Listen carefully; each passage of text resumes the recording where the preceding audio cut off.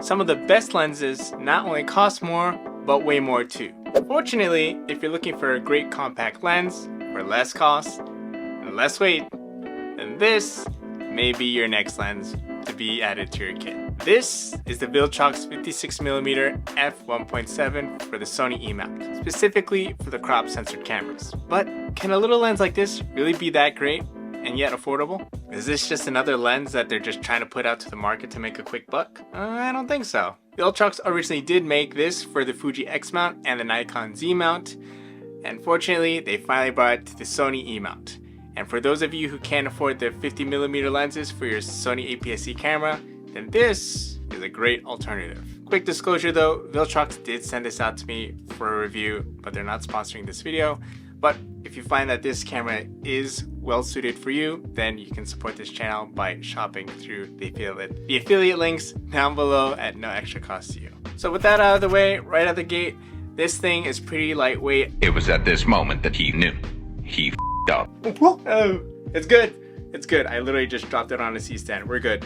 This thing is 170 grams or 6 ounces. When you first get this lens, inside the box you're going to get a lens pouch, but also a lens hood that you can attach or easily detach. The filter thread size here, in case you're going to be shooting with filters, is going to be a 52mm ring for you to go ahead and shop for. But me personally, I like to use step-up rings, so I buy the biggest filter of 82mm, so it fits all my lenses, and then I just go ahead and buy the step-up ring to adapt to any individual lens. But for you, maybe you just want a 52mm filter thread that you want to use. One lens, no problem. Looking at this lens, if you're a fan of the tactile experience, you will be disappointed as there's no buttons, no switches, no aperture ring, only a single focus ring.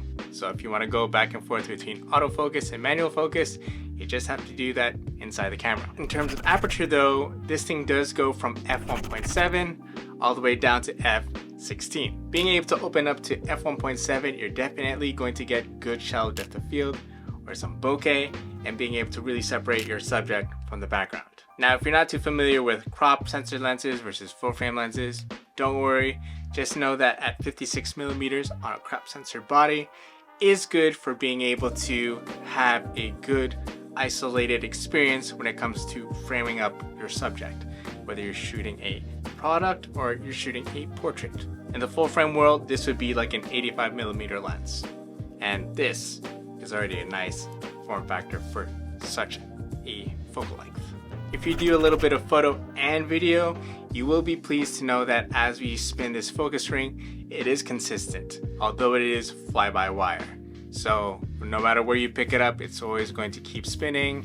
It's always going to be racking your focus. But it's good to know that even if we spin it real fast or spin it real slow, it's still going to have a consistent focus throw. A good experience of dialing in your focus. Now, although I did say this is great for isolating your subject, like for portraits and for products, this is not great for actual macro photography, because this has a minimum focus distance of 0.55 meters, and it's actually not quite close enough for your subject to really get those even smaller details. But you'll be pleased to know, whether you're shooting photo or video, this does have what they call an STM stepper motor, which is quite silent when it comes to dialing in your focus and just letting your autofocus do all the work for you. I have used this with the Sony ZV-E10 Mark II most of the time, and with that AI, does this really hinder that? Does it slow things down? The good thing is, no, this does not hinder that process or that experience whatsoever.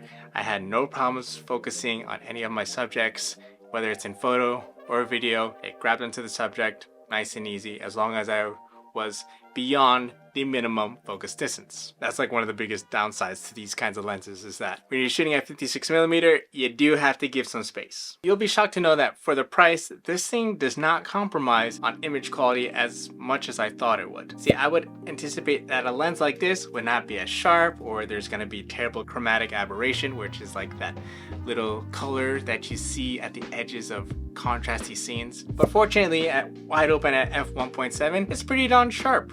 And of course, the best practices, like you can go for f2.8 or f3.5 in a nice well-lit scenario, and of course you're definitely going to get sharp images there. But in terms of chromatic aberration, that might have more of a different story. You see at f1.7, I just shot these trees out in around the area, and you just see all those little greens and magenta chromatic aberrations, and the only way for me to get rid of those was being able to stop down my aperture to like f3.5 to f4 to be able to get rid of most of that. But in real world scenarios when I'm just shooting a portrait, I didn't really see any difference. I really didn't see any of that come out. For the time that I had this lens, I did go to New York and I was able to shoot some portraits out there.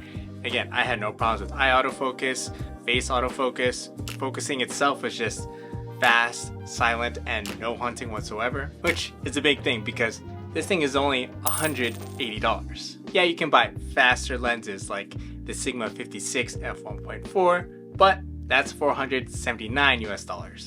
The Viltrox 56 f1.4, $279 US. But if you really want to stick with Sony and be a Sony fanboy, Sony sells their 50mm f1.8 OSS, which is the in-body image stabilization or the optical steady shot technology that they had built into the lens. That's going to be $348 US. So with all those other choices in mind, I believe that beginners will really benefit from something like this. If you think that you are into shooting portraits, you are going to get into a little bit of products on the side, although I would not. So knowing that those are the choices, who's really going to buy this lens and who is this really made for? For me, I believe that whether you are a beginner straight out of the gate or you are someone who's been shooting a while, you know, you're kind of exploring what kind of lenses are out there but don't want to spend too much, this is a great one to add to your kit if you think that you're going to shoot more portraits. And for someone who's more casual than professional, I like to have a portrait focal length in my kit and without having to carry a big zoom lens.